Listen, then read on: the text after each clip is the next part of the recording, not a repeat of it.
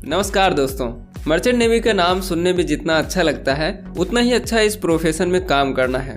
तो इसीलिए इस वीडियो में मर्चेंट नेवी के बारे में बात करेंगे, जिसमें जानेंगे मर्चेंट नेवी होता क्या है, मर्चेंट नेवी में कौन कौन सी पोस्ट आती हैं और मर्चेंट नेवी को कौन और कैसे ज्वाइन कर सकता है, और लास्ट में मर्चेंट नेवी की सारी पोस्ट की सैलरी और उनके काम के बारे में बात करेंगे।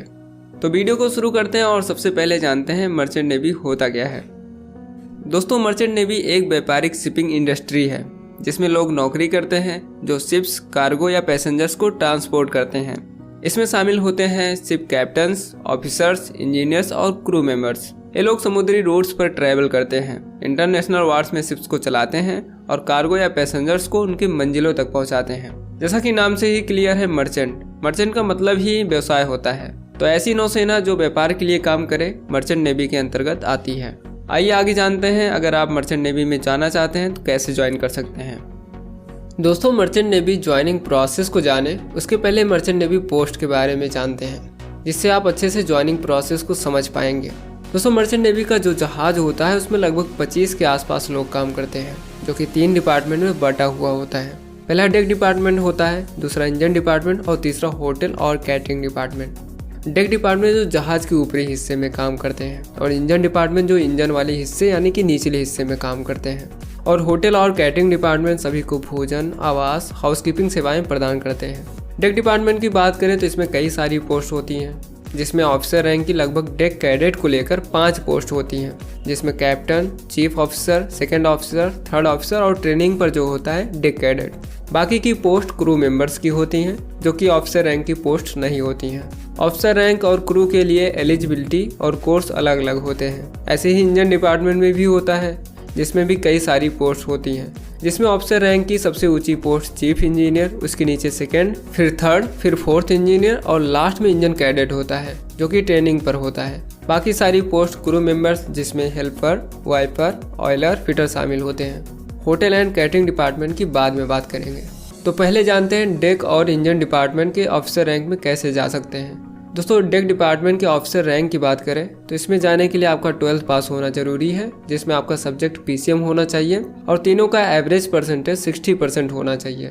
इसमें एंट्री डेक कैडेट से ही होता है। डेक कैडेट के लिए आपको DNS कोर्स करना पड़ता है। DNS कोर्स में कॉलेज एडमिशन के लिए आपको IMU CET का रैंक कार्ड और कंपनी स्पॉन्सरशिप लेटर चाहिए होता है। अगर आपके पास दोनों होते हैं तो आपका एडमिशन DNS कोर्स के लिए कॉलेज में हो जाता है, जिसमें कॉलेज द्वारा 1 साल की ट्रेनिंग दी जाती है। फिर आपको किसी जहाज पर डेक कैडेट के तौर पर नौकरी के लिए रख लिया जाता है, जिसमें लगभग 18 महीने की ट्रेनिंग डेक कैडेट के तौर पर दी जाती है। जिसके बाद थर्ड ऑफिसर और ऐसे ही प्रमोशन के थ्रू आगे की पोस्ट और फिर लास्ट में कैप्टन की पोस्ट दे दी जाती है। कैप्टन जहाज का सबसे बड़ा पोस्ट माना जाता है, जिसका काम पूरे जहाज को देखना होता है।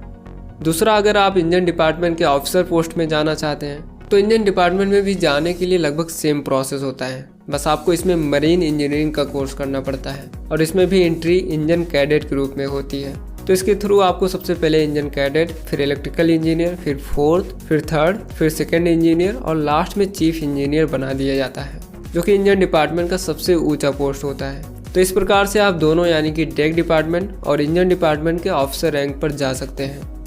अब आगे जानते हैं, अगर आप ऑफिसर रैंक के अलावा डेक या इंजन डिपार्टमेंट में या कहें 10वीं के बाद या आपका 12वीं में PCM नहीं है और आप मर्चेंट नेवी ज्वाइन करना चाहते हैं तो कैसे कर सकते हैं। देखिए दोस्तों, अगर आपका 12वीं में PCM नहीं है तो आप 10वीं के बेस पर GP रेटिंग का कोर्स करके मर्चेंट नेवी ज्वाइन कर सकते हैं। GP रेटिंग कोर्स के थ्रू थोड़े से चांसेस कम रहते हैं मर्चेंट नेवी में जाने के, तो इसलिए ध्यान रहे GP रेटिंग का कोर्स DG अप्रूव्ड या किसी जाने माने इंस्टीट्यूट से ही करें। जैसे कि GP रेटिंग के लिए TS रहमान, नूसी, GEIMS इसके लिए बेस्ट इंस्टीट्यूट है, जहां से एक कोर्स करने के बाद मर्चेंट नेवी में जाने के पूरे चांस रहते हैं। इन सब कॉलेज के अपने एंट्रेंस एग्जाम होते हैं, जिसके बेस पर ही इन कॉलेजों में GP रेटिंग कोर्स के लिए एडमिशन मिलता है।